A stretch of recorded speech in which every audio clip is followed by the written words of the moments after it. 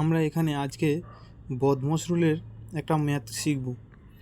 বদমাশ rule বলতে এখানে B কথার অর্থ হচ্ছে ব্র্যাকেট, ওর কথার অর্থ হচ্ছে অফ, এবং ডি কথার অর্থ হচ্ছে ডিভিশন, এবং এম কথার অর্থ হচ্ছে মাল্টিপ্লিকেশান, এবং এ অ্যাডিশান, এ সাবট্রাকশান।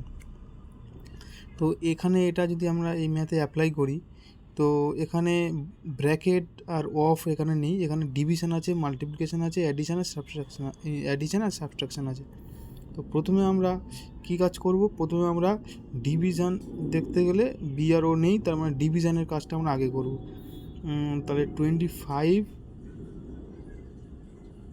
× 4 - 11 + 25, 5 to 5, 5 × 4 - 11 + 25। এবার ডিভিশন হয়ে গিয়েছে, এবার মাল্টিপ্লিকেশনের কাজ করতে হবে।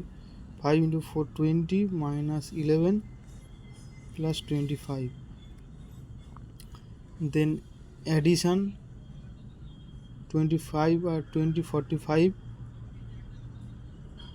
11, then subtraction 3 and 4. Thank you.